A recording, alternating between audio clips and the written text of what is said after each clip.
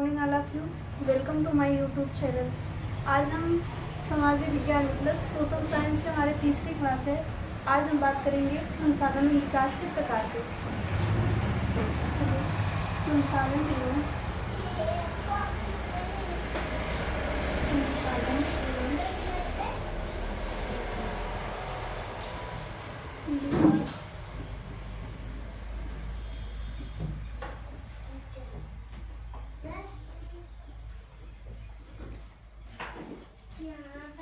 संसाधन के प्रकार।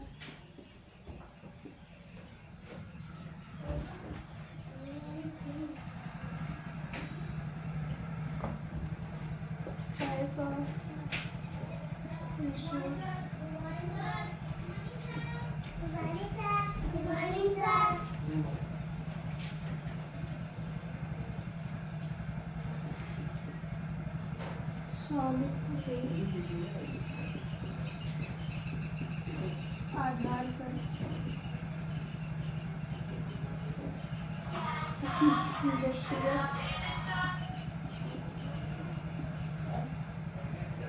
व्यक्तिगत सामुदायिक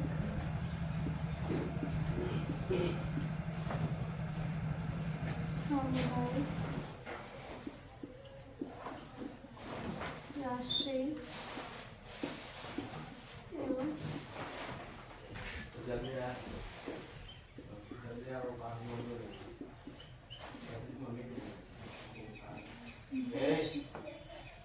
संसाधन के और प्रकार हमने पहले पढ़ लिए थे। स्वामित्व के आधार पर व्यक्तिगत संसाधन, सामुदायिक संसाधन और राष्ट्रीय एवं अंतर्राष्ट्रीय संसाधन। इसके पहले व्यक्तिगत संसाधन और सामुदायिक संसाधन कल हो गया था। आज हम पढ़ेंगे राष्ट्रीय संसाधन। राष्ट्रीय संसाधन, राष्ट्रीय संसाधन, national resource, national resource.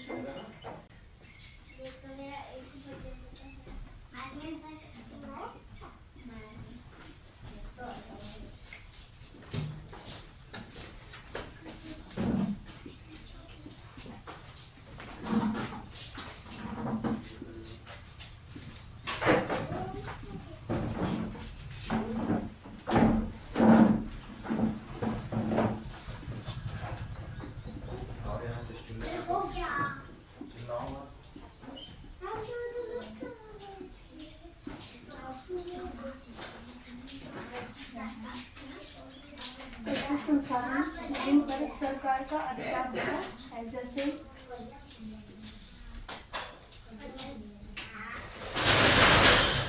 Railway line,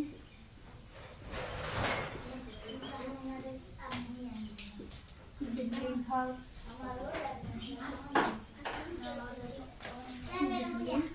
बिजली विभाग, वन विभाग, वन विभाग इत्यादि।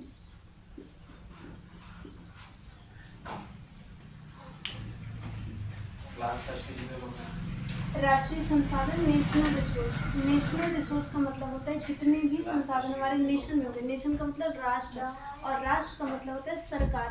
ये संसाधन जो है सरकार के अंडर में है, जो मतलब जो भी काम करेगा ये सरकार करेगी। जैसे इसमें दिया है ऐसे संसाधन जिन पर केवल सरकार का अधिकार हो सकता है। जैसे एग्जाम्पल में रेलवे लाइन, बिजली विभाग, वन विभाग। जैसे मान लीजिए आपके गांव में या क्षेत्र में कहीं भी वन है, वन विभाग है, तो आप ये नहीं कह सकते कि ये वन हमारा है, ये पेड़ हमारा है। तो उसका जो मतलब मालिक होता है वो कौन होता है? सरकार होती है। सरकार हर एक चीज़, जैसे रेलवे लाइन है।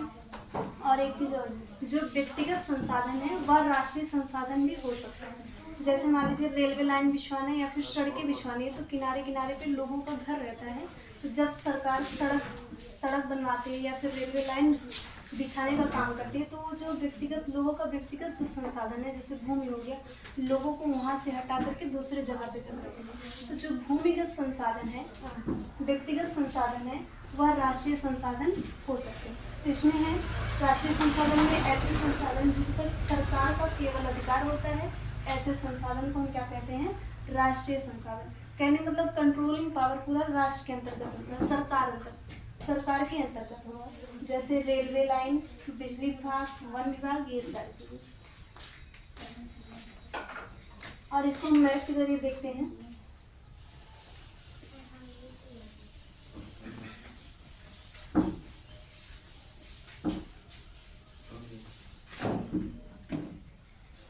जैसे ये इंडिया का तटीय मैदान है,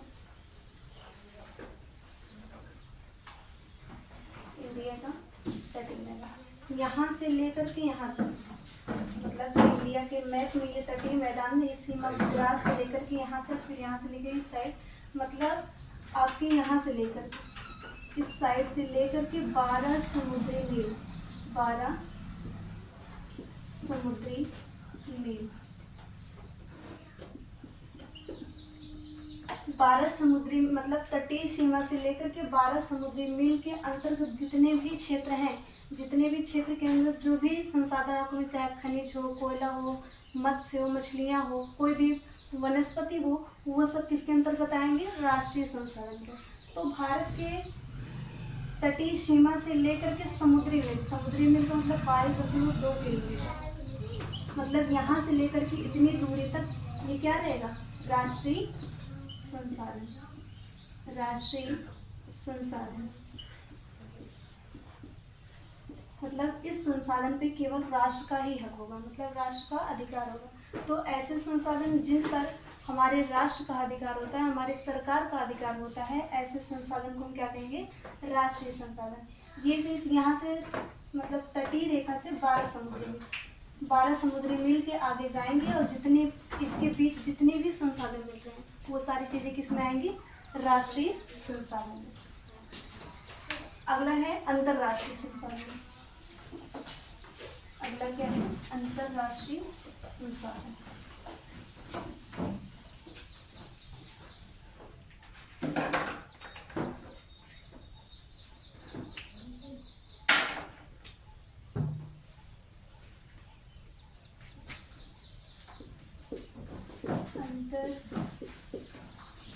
अंतरराष्ट्रीय संसाधन, अंतरराष्ट्रीय संसाधन, इंटरनेशनल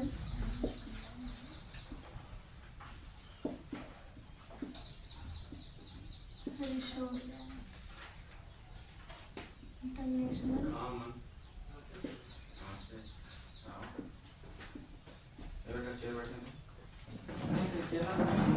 ऐसे संसाधन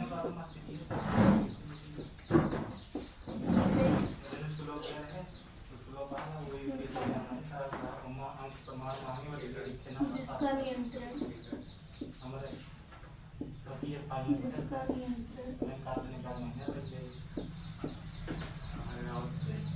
अंतरराष्ट्रीय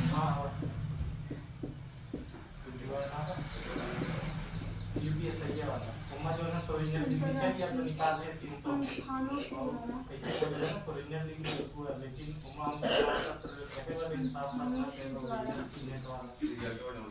नियंत्रण किया जाता है,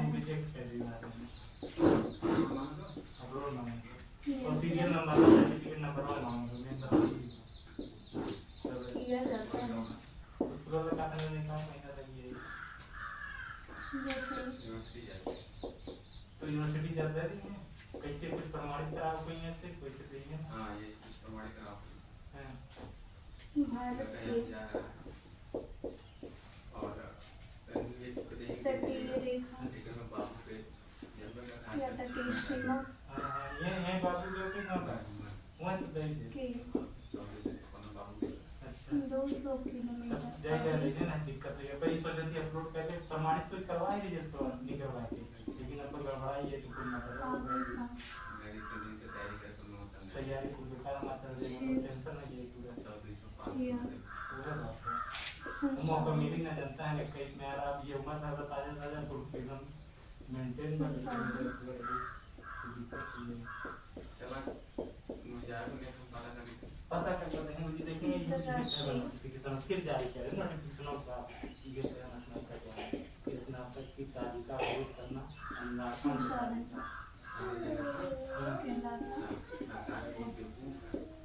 जहाँ तक ये चीज सबके पास उपलब्ध है नया लड़का का की कहना चाहिए 10 में से 4 निकल गई हाँ 6 निकल गई और लेकिन जो ना लड़की शादी हुई हो उनका पिताजी जाति माना तो जो संपूर्ण आवाज लिखा होता है इतना खाली ने हुआ चीज लेकर तो फिर नोटिस जारी कर समझ हुआ जाएगी खनिज तो कोयला नेटवर्क धातु करेक्शन जो है ना जो भी चीज है ना कि लोग दे नहीं पाएंगे वैकेंसी खाली रहेगी और भरेगी नहीं पेट्रोलियम पैसा दे दे करेंगे टेस्ट भर्ती निकालिए 2 बजे 8 बजे खाली तो वह कोई सोचती चला जाएगा मतलब आप पता के बताइए अगर फोन आ हाँ चलो अंतर्राष्ट्रीय संसाधन इंटरनेशनल रिसोर्स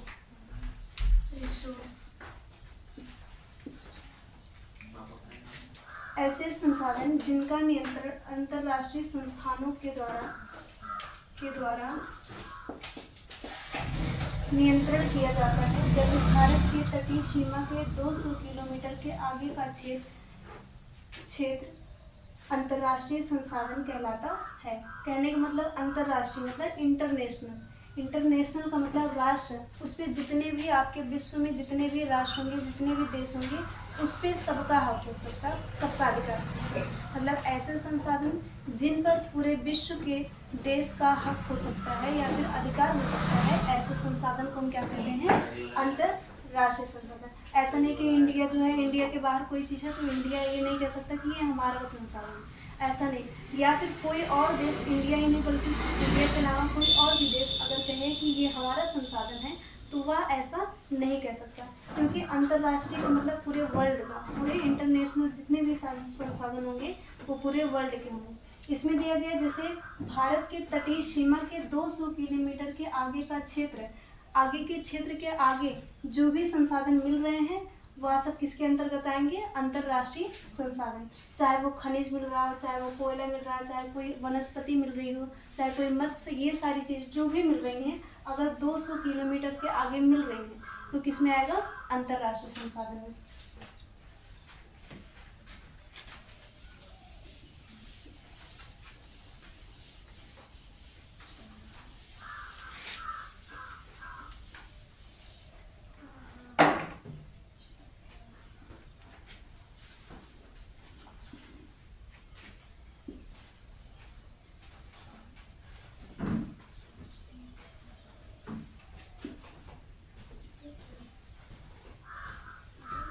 ये बीच की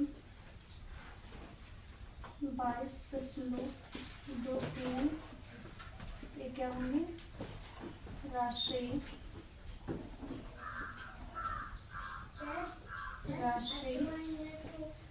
संसाधन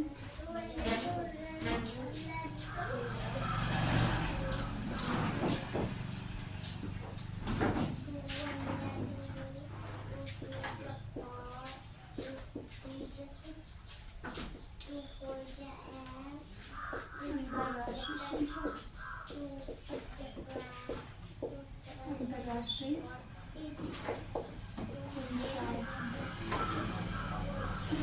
ये इसमें देखिए दोनों संसाधन हो जाएंगे, राष्ट्रीय संसाधन और अंतर्राष्ट्रीय संसाधन। कहने का मतलब भारत की तटीय सीमा, भारत की तटीय सीमा यहीं से लगती है। तटीय सीमा के आगे अगर 22.2 किलोमीटर तक आप रहते हैं, उसके अंदर के क्षेत्र में रहते हैं तो कौन सा संसाधन हो जाएगा? राष्ट्रीय संसाधन। लेकिन जैसे ही आप 200 किलोमीटर के आगे स्टार्ट करेंगे जाना, मतलब इसके आगे जो भी सारी चीज़ जैसे कोयला मिल रहा है, खनिज मिल रहा है, मत्स्य मिल रही है, कोई भी चीज़, वनस्पति मिल रही है, कोई भी चीज़ मिलेगी वो किसके अंतर्गत आएगा? राष्ट्रीय संसाधन। और जो 22.2 किलोमीटर मतलब 22 किलोमीटर के आगे का जो क्षेत्र होगा वो क्या होगा? राष्ट्रीय संसाधन। तो आगे देखते हैं हम, राष्ट्रीय और अंतर्राष्ट्रीय हो गया है। अब देखेंगे विकास के स्तर पर, विकास के स्तर पर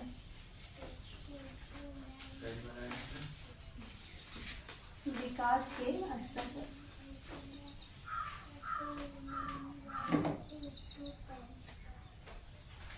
विकास के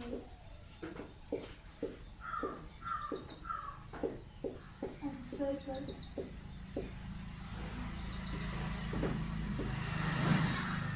संसाधन के प्रकार, संसाधन के प्रकार। इसमें है विकास के स्तर पर संसाधन के प्रकार। पहला है संभावी, क्या है? संभावी। और दूसरा है भंडार। तीसरा है संचित कोष, संचित कोष। विकास के स्तर पर संसाधन के प्रकार कितने प्रकार के होंगे? 3 प्रकार के। पहला है संभावी संसाधन, दूसरा है भंडार और अगला है संचित कोष। संभावी में देखते हैं, संभावी संसाधन, संभावी का मतलब होता है चांस। क्या होता है? चांस।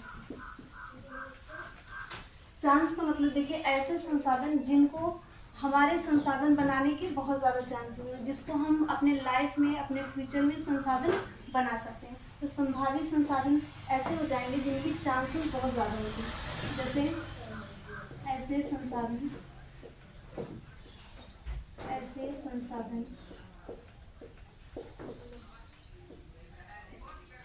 जिनका प्रयोग हम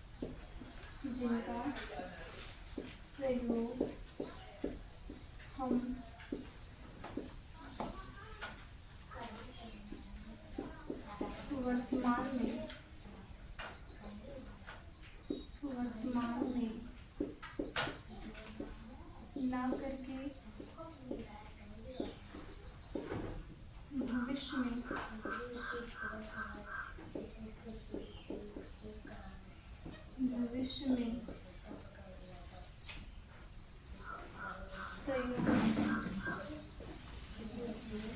भविष्य में प्रयोग